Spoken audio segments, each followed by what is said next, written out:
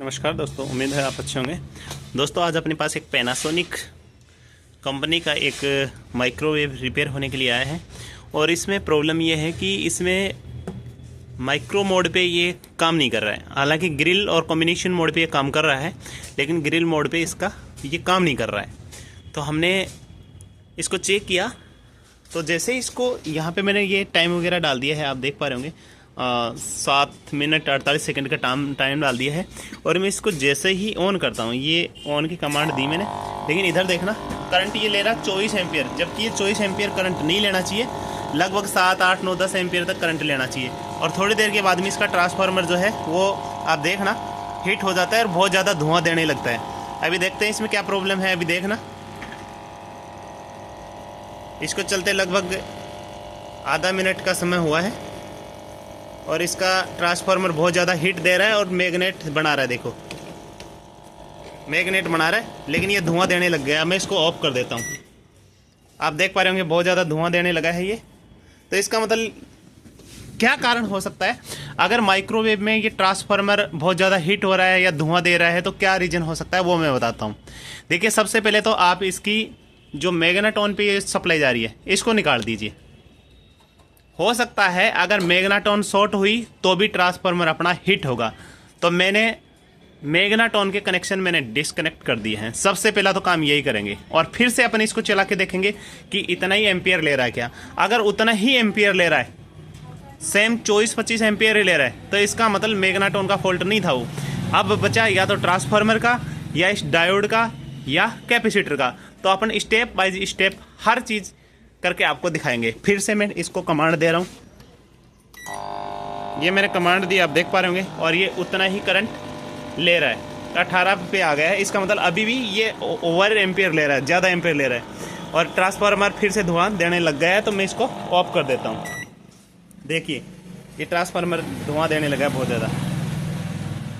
अब मैं क्या करूँगा, अब मैं इसका ये जो कैपेसिटर है, इस कैपेसिटर पर ये वाला वायर हटा देता हूँ।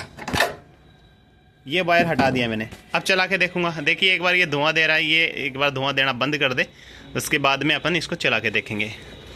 क्लैंप मीटर मैंने इसके सीरीज में लगा रखा है, आप देख पा रहे होंगे, लाइन में ही लगा रखा है मैंने।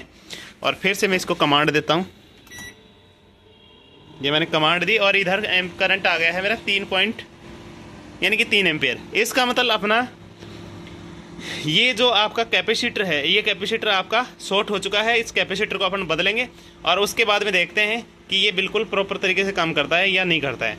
अभी में अपने को जो फॉल्ट मिला है वो कैपेसिटर का मिला है। एक बार कैपेसिटर को अपन निकाल के चेक करते हैं। ये मैं यहाँ से ऑफ कर देता हूँ, ऑफ कर दिया है मैंने। और अब इसको कैपेसिटर को यहाँ से निकालते हैं। कैपेसिटर निकालने के लिए ये यहाँ पे एक स्क्रू दे रखा है। हो सकता है ये डायोड भी शॉर्ट हो, आप डायोड को भी चेक कर लें। ये डायोड अगर शॉर्ट हो जाएगी तो भी ऐसा ही प्रॉब्लम अपने को देखने को मिलेगा। दोस्तों अगर आपका माइक्रोवेव में किसी भी प्रकार की अगर प्रॉब्लम आती है और आपके समझ में ना आए, तो आप हमारे दिए गए कॉन्टैक्ट पे आप संपर्क कर सकते हैं। हम आपकी मदद करेंगे बिल्कुल। देखिए ये आपका कैपेसिटर है और ये कैपेसिटर मेरे को लग रहा है कि बहुत ज़्यादा फूल गया है, शॉर्ट हो गया है ये, है ना। तो ठीक है, इसको यहाँ से हटाते हैं और फिर मीटर में चेक करते हैं। मैंने कैपेसिटर को यहाँ से अलग कर लिया है। मल्टीमीटर को मैंने कंटिन्यूटी मोड पे सेट कर लिया है। अभी दोस्तों मैं अकेला हूँ, आप देख पा रहे होंगे, मैं अकेला ही आपको दिखाने वाला हूँ सारा। और इस कैपेसिटर को मैं यहाँ ऐसे चेक कर लेता हूँ। देखना कंटिन्यूटी मोड पे सेट कर रखा है मैंने, आप देख पा रहे होंगे कैपेसिटर अपना फुली शॉर्टिंग है, ये शॉर्ट हो चुका है। और इसकी बॉडी के साथ भी देखते हैं। ये कैपेसिटर शॉर्ट हो चुका है, यहाँ से भी आप देख पा रहे होंगे इसकी बॉडी फुली हुई है। और ये कितने माइक्रोफेड का है वो देखते हैं। तो मैंने इसको गौर से देखा तो ये 1 माइक्रोफेड का एक कैपेसिटर है। देखिए मेरे पास सेम दूसरा कैपेसिटर है, इसके ऊपर भी 1 माइक्रोफेड ही लिखा हुआ है। तो अब इसकी अपन कंटिन्यूटी चेक करते हैं कि इसमें तो कंटिन्यूटी नहीं बोल रही है क्या। देखो इसमें कोई कंटिन्यूटी नहीं आ रही है, जबकि अगर इसमें चेक करते हैं तो ये फुली शॉर्टिंग दिखा रहा है। देख पा रहे होंगे आप। और इसमें कोई कंटिन्यूटी नहीं है। तो इसका मतलब ये कैपेसिटर आपका शॉर्ट हो चुका है। देखिए दोबारा से सुन लीजिए, अगर आपका ट्रांसफार्मर धुआं दे रहा है तो सबसे पहले आपको मैग्नेट्रॉन के कनेक्शन हटाने हैं। अगर आप मैग्नेट्रॉन के कनेक्शन हटाते ही धुआं चली जाती है और एम्पियर जो है 2 से 3 एम्पियर लेने लग जाता है, इसका मतलब पहले आपका जब ओवर हीट होगा उस टाइम पर 20, 25, 30 एम्पियर लेगा, और जैसे ही मैग्नेट्रॉन के कनेक्शन हटाएंगे तो अगर 2-3 एम्पियर पे आ जाता है, इसका मतलब आपका मैग्नेट्रॉन खराब हो गया है, चेंज कर दो। ट्रांसफार्मर ओवर हीट नहीं होगा, ओवर एम्पियर नहीं लेगा। अगर ये हटाने के बाद में भी प्रॉब्लम आती है तो आप कैपेसिटर को चेक करें। अगर कैपेसिटर आपकी शॉर्टिंग दिखा रहा है, कैपेसिटर को बदल दे, आपका ट्रांसफार्मर ओवरहीट होना बंद हो जाएगा, धुआं देना बंद हो जाएगा।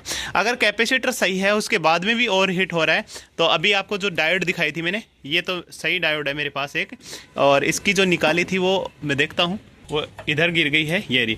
इसकी भी टेस्टिंग कर लेते हैं। मीटर मैंने कंटिन्यूटी मोड पे सेट कर रखा है और इसकी भी रीडिंग लेके देखते हैं।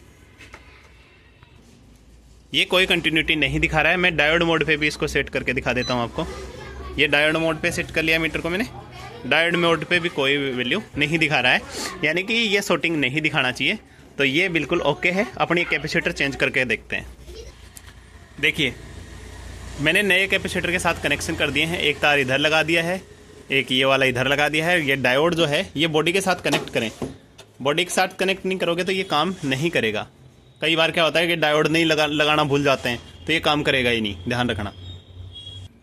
मैंने डायोड को, आप देख पा रहे होंगे, डायोड को भी लगा दिया है और ये कनेक्शन यहाँ पे कर देता हूँ। मल्टीमीटर को यहीं पे लगा देता हूँ मैं और इसको एम्पियर पे सेट कर देता हूँ। अब इधर से फिर कमांड देता हूँ मैं। ये स्टार्ट किया मैंने और इधर देखते हैं, ये